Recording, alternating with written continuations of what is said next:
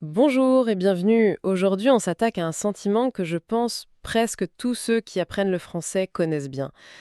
Cette petite boule au ventre juste avant de parler, la peur de faire une erreur. On va explorer en profondeur une discussion vraiment éclairante. Notre mission, c'est de décortiquer cette conversation pour en extraire des stratégies concrètes. Des stratégies à la fois, disons, psychologiques et puis aussi très pratiques. L'idée, c'est de comprendre comment on peut transformer cette anxiété en confiance pour que parler français devienne enfin un plaisir et non plus une épreuve. C'est un excellent point de départ. Parce que ce qui est fascinant, et c'est le paradoxe au cœur du problème, c'est qu'on voit énormément d'apprenants qui ont une connaissance théorique très solide du français. Ils connaissent la grammaire, ils ont un bon vocabulaire, et pourtant, au moment de se lancer, de parler, Tout se bloque. tout se bloque. Ils sont paralysés. Et pas par un manque de savoir, non, mais par cette quête d'une perfection qui est juste impossible. Absolument. Alors, allons-y. La première idée qui m'a vraiment marquée en préparant notre discussion, c'est un truc un peu contre-intuitif. C'est que les francophones natifs, eh bien, ils font tout le temps des erreurs. Ah oui. Et je parle pas d'une petite faute de temps en temps, non. C'est une réalité de tous les jours. C'est un point fondamental, ça. On a tendance à idéaliser les locuteurs natifs, à les voir comme des parangons de perfection grammaticale. Mais la réalité est Bien plus nuancé. beaucoup plus nuancée, oui. Exactement. L'exemple parfait qu'on entend absolument partout en France, c'est quelqu'un qui dit ⁇ J'ai été au cinéma hier ⁇ Classique. Techniquement, un puriste dirait que c'est pas correct. La forme juste, c'est je suis allé au cinéma. Mais le point qui est crucial, c'est que dans la vie de tous les jours, tout le monde comprend. Le message passe. La communication est réussie. Voilà. Et ça change tout. La mission d'une conversation, en fait, ce n'est pas la perfection. C'est la transmission d'une idée. Et c'est là qu'on touche à la racine de la peur. Pourquoi est-ce qu'on a cette obsession de la perfection haïenne? L'analyse qui est proposée dans la source remonte au système scolaire. À l'école, une erreur, c'est une faute. C'est le stylo rouge. C'est le stylo rouge, ça fait perdre des points. On est conditionné très très tôt à associer l'erreur à l'échec, à une sanction. C'est tellement vrai. Une conversation, ce n'est pas une dictée. Il n'y a pas une note à la fin. Précisément. Une conversation, c'est un échange, une danse si on veut. Le but, c'est de se connecter, de comprendre et d'être compris. Donc le contraste est total entre cette mentalité scolaire qui est axée sur la sanction Mhm. et la réalité d'une interaction humaine où c'est la communication qui prime. L'objectif n'est plus du tout le même. J'aime beaucoup l'analogie qu'ils utilisent pour illustrer ça. C'est celle de l'apprentissage du vélo. Ah oui, elle est excellente. Personne ne s'attend à monter sur un vélo pour la première fois et à pédaler parfaitement. On s'attend à vaciller, à tomber. À tomber, et non seulement on s'y attend, mais c'est une partie intégrante de l'apprentissage, c'est même nécessaire. Chaque chute, chaque petit déséquilibre, c'est une information que le cerveau enregistre pour ajuster. C'est en tombant qu'on finit par trouver ce point d'équilibre où le mouvement devient Automatique. automatique, inconscient. Parler une langue, c'est exactement la même chose. Chaque erreur de grammaire, chaque phrase un peu bancale, c'est une petite chute à vélo. Ce n'est pas un échec, c'est une information. Donc l'idée, c'est vraiment de changer complètement de perspective. Au lieu de se dire « Oh non, pourvu que je fasse pas d'erreur », il faudrait plutôt penser « Super, une nouvelle occasion de faire une erreur et donc d'apprendre ». C'est un vrai changement de logiciel mental en fait. C'est une reprogrammation complète.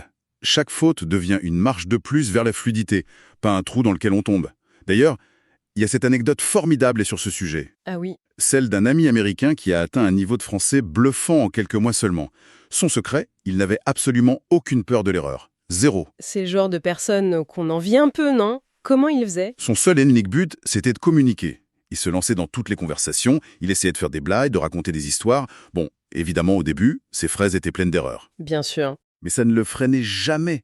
Si quelqu'un le corrigeait, il ne se vexait pas. Au contraire, il riait, disait « Ah, d'accord, merci ». Et il continuait de parler. Il était dans le jeu, tu vois. Dans le jeu de la communication, pas dans la rigidité de la perfection. Il a compris de manière intuitive que la fluidité vient de la pratique. Et la pratique, elle est impossible si on a peur.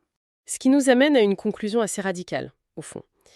Si l'erreur n'est plus l'ennemi, alors le seul vrai obstacle qui reste, c'est la peur elle-même. Et le seul antidote à la peur, c'est l'action. Il faut parler. C'est ça. Parler même si c'est pas parfait. Parler même si on cherche ses mots. Absolument. C'est le cœur du message. On observe souvent ce phénomène de paralysie par l'analyse. L'apprenant, il est là, au milieu d'une conversation, mais en fait, il est dans sa tête. Son cerveau est en surchauffe. Oui, ce dialogue interne. Exactement. Est-ce que je dois utiliser le passé composé ou l'imparfait? Est-ce qu'il faut dire tu ou vous? Et pendant ce temps, la conversation, elle, continue. Elle avance, oui. Le moment de répondre est déjà passé. La conclusion est donc sans appel. Ne rien dire est bien pire que de dire quelque chose d'imparfait. Le silence, ça coupe la communication. Une phrase imparfaite, elle, la maintient en vie. C'est très parlant comme concept. Mais concrètement, comment on sort de cette spirale mentale quand on est là, en plein dedans, face au serveur qui attend la commande? C'est là que le scénario du café en France est une super illustration. Imaginons la scène. Option 1. La personne veut commander. La peur la paralyse. Elle pense à la conjugaison, au genre du mot café. Le serveur attend, s'impatiente un peu peut-être. Le stress qui monte? La personne se sent jugée, elle panique et elle finit par pointer le menu du doigt. Ou ne rien dire. Échec de la communication. La situation angoissante par excellence. Et l'option 2? Option 2. La même personne respire un grand coup et elle se lance. Elle dit simplement « Bonjour, un café s'il vous plaît ». Peut-être que son accent n'est pas parfait, peut-être qu'elle a hésité, mais qu'importe. Le message est clair, le serveur comprend. Et il apporte le café? Et il apporte le café. La communication est un succès. C'est une toute petite victoire, c'est vrai, mais c'est ce genre de petite victoire qui, mise bout à bout, construisent la confiance. Il faut donc créer ces petites victoires. Mais on ne peut pas passer sa journée au café. Comment on peut s'entraîner en dehors de ces situations à fort enjeu? Pour que ça devienne une habitude, il faut entraîner ce qu'on pourrait appeler le muscle de la parole. L'idée, ce n'est pas d'attendre la situation parfaite, mais de créer des opportunités de pratique, même quand on est seul. Les suggestions sont très concrètes, par exemple, parler à voix haute chez soi. Tout seul. Oui, tout seul. Raconter sa journée, décrire ce qu'on voit par la fenêtre, juste pour habituer sa bouche, sa langue, au son du français. Il y a aussi cette technique du shadowing, c'est ça? Ça consiste en quoi exactement? Oui, le shadowing, c'est un excellent exercice. Le principe est simple.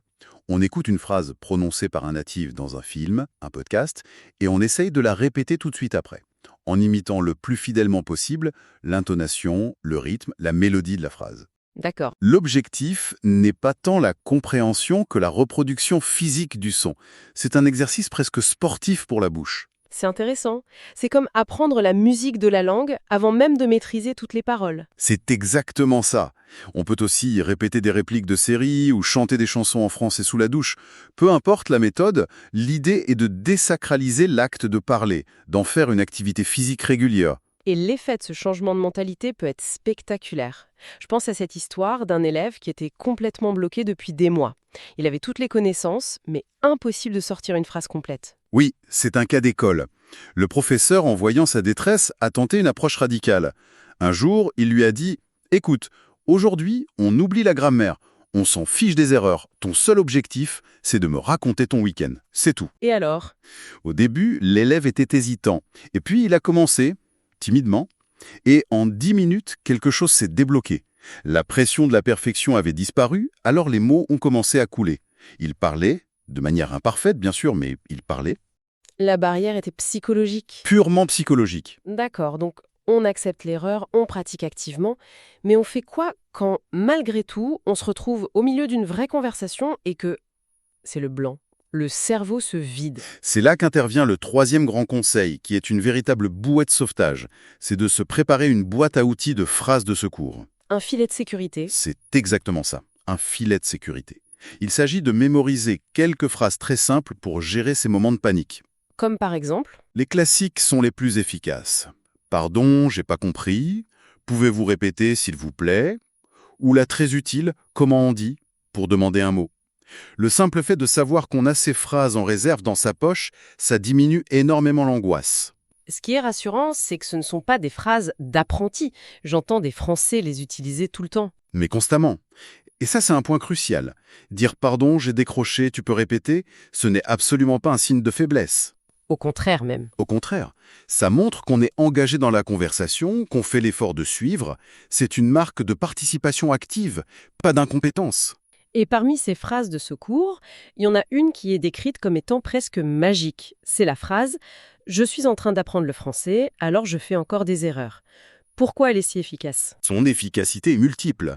D'abord, elle agit comme un préambule qui désamorce toute tension. Elle signale à l'interlocuteur qu'on est en apprentissage. Et ça suscite quasi systématiquement de la bienveillance, de la patience. Personne ne va vous en vouloir de faire des erreurs après ça. Et pour soi-même, psychologiquement, ça doit aussi tout changer. Immensement. C'est comme s'accorder publiquement la permission d'être imparfait. On enlève soi-même cette pression de devoir parler comme un natif. On se crée un espace de sécurité. Voilà. L'anecdote de l'amie américaine dans une boulangerie parisienne l'illustre parfaitement. Submergée par la rapidité de la conversation, elle a utilisé cette phrase. La réaction a été immédiate. La vendeuse a souri, elle a ralenti son débit et elle a pris le temps de l'aider avec beaucoup de gentillesse. Ça a transformé l'interaction. Ça a transformé une interaction stressante en un moment de connexion humaine. C'est un outil vraiment puissant. Et dans le même esprit, il y a une dernière technique pour gérer les blancs, quand un mot précis nous échappe. Oui, c'est une excellente stratégie pour ne jamais rester silencieux. Si un mot manque, au lieu de s'arrêter, on le décrit. Si par exemple le mot voiture ne vient pas de panique. On dit c'est le truc qu'on utilise pour aller au travail, ça a 4 euros. Et l'autre personne va sûrement sauter sur l'occasion pour aider en disant « Ah, une voiture !» Exactement. Et voilà, un moment de blocage potentiel se transforme en un mini-jeu, un moment d'apprentissage interactif. La conversation ne s'arrête pas. Elle rebondit. On transforme une faiblesse en une force de communication. Alors, si on fait le bilan de cette exploration, 3 idées fondamentales émergent pour parler avec plus de confiance. D'abord, redéfinir sa relation à l'erreur. L'erreur, ce n'est pas un échec, c'est une étape normale et même utile du processus. Ensuite, la clé de tout, c'est la pratique. L'action guérit la peur. Il faut se forcer à parler, même de manière imparfaite, le plus souvent possible. Et enfin, se préparer une petite boîte à outils, ces fameuses phrases de secours pour gérer les moments de panique. C'est un filet de sécurité psychologique. Et si on prend un peu de hauteur, le véritable déclic se produit quand cette peur de l'erreur disparaît. C'est à ce moment-là que le français cesse d'être une matière scolaire, un ensemble de règles rigides.